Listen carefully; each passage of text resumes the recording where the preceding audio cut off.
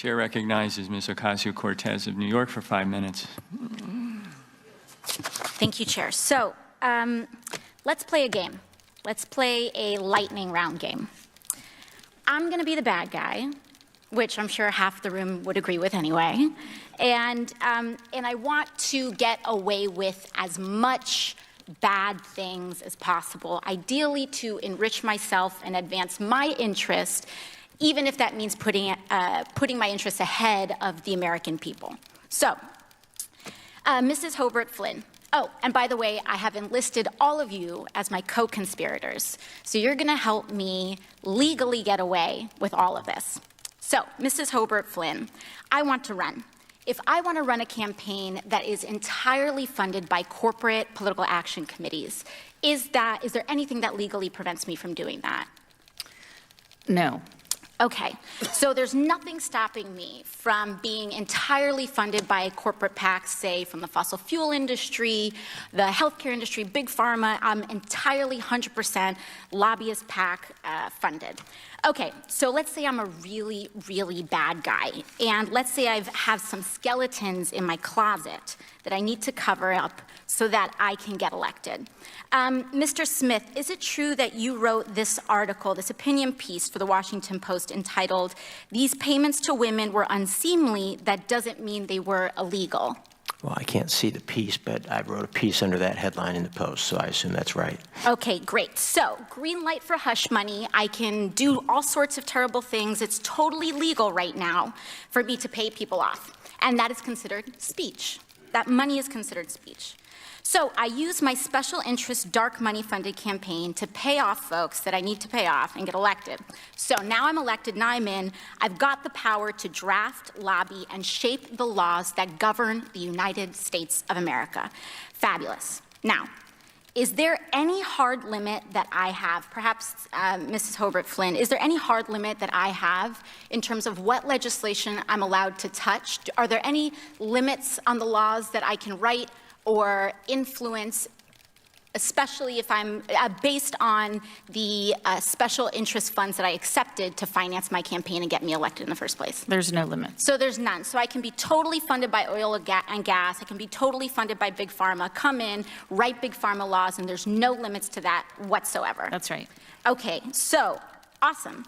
Now, Mr. Mirabani, the last thing I want to do is get rich with as little work possible. That's really what I'm trying to do as the bad guy, right? So is there anything preventing me from holding stocks, say, in an oil or gas company, and then writing laws to deregulate that industry and cause, that could potentially cause the stock value to soar and accrue a lot of money in that time? You could do that. So I could do that. I could do that now with the way our current laws are set up. Yes? Yes. Okay, great. Okay, so my last question is, or one of my last questions, I guess I'd say, is it possible that any elements of this story apply to our current government and our current public servants right now? Yes. Yes. So we have a system that is fundamentally broken. We have these influences existing in this body, which means that these influences are here in this committee shaping the questions that are being asked of you all right now. Would you say that that's correct, Yes. Mr. Mirabani or Mr. Schaub? Yes. All right, so one last thing, Mr. Schaub. In relation to congressional oversight that we have, the limits that are placed on me as a congresswoman, compared to the executive branch and compared to, say, the President of the United States, would you say that Congress has the same sort of standard of accountability?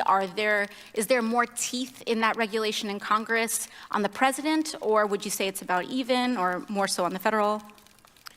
In terms of laws that apply to the president, yeah, there's just almost no laws at all that apply to the president. So I'm being held, and every person in this body is being held to a higher ethical standard than the President of the United States. That's right, because there are some ethics committee rules that apply to you. And it's already super legal, as we've seen, for me to be a pretty bad guy. So it's even easier for the President of the United States to be one, I would assume. That's right. Thank you very much. Ms. Cortez. Thank you, Mr. Chairman.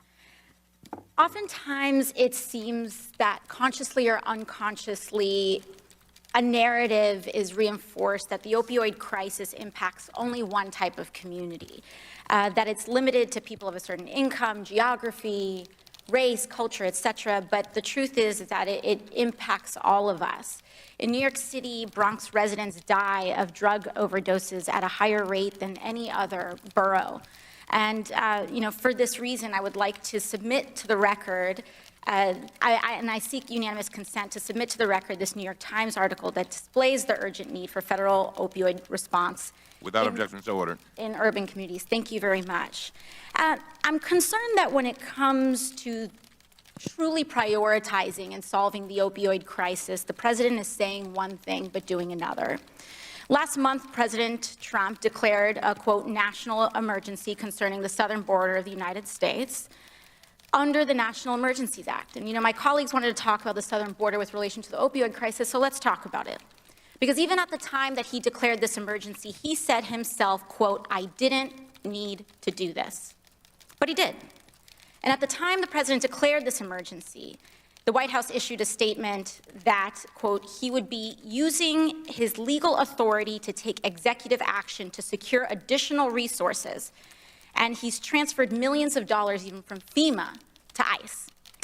The statement said that the administration had identified funding that could be transferred from other agencies as well. This includes up to $2.5 billion that he's transferred from the Department of Defense and up to $3.6 billion reallocated from military construction projects. So that's one national emergency he's identified.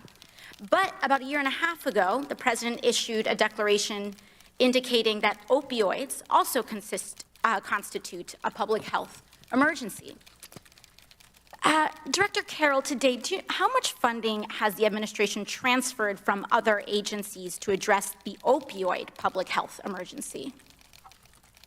If you're referring to the opioid emergency that was declared 18 months or so ago, very little money was actually transferred over. I'm not sure of the exact amount, but it was not very much money. Right. We're seeing here, there's evidence that almost no money was transferred from other agencies. So we have two national emergencies, one declared on the southern border where the president transfers and is taking away millions of dollars from other agencies to address a wall, which doesn't even solve these issues when we're seeing that it's focused on ports of entry. But second, when we actually May I address that, actually, just to make sure?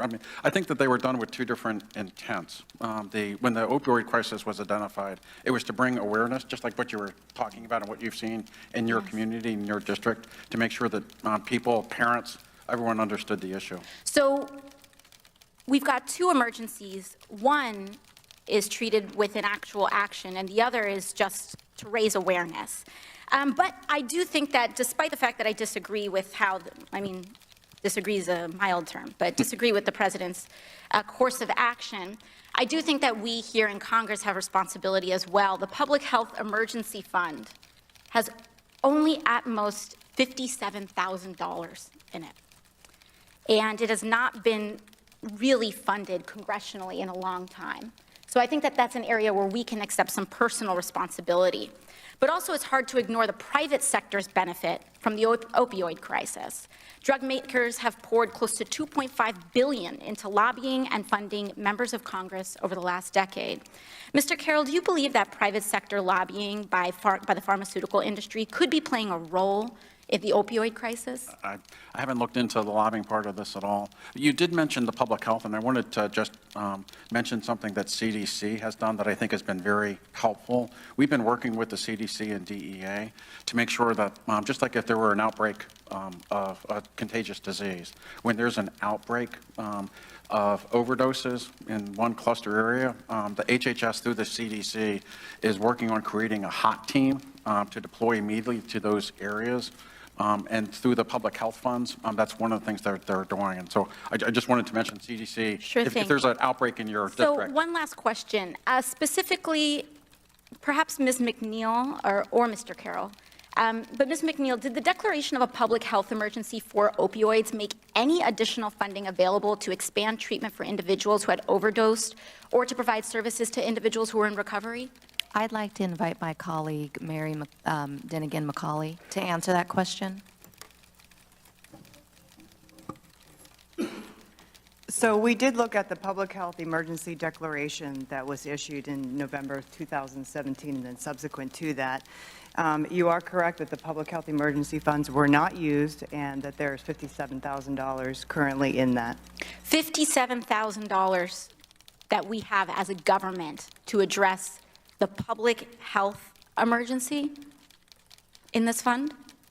That is correct. There are alternative funds that can be used.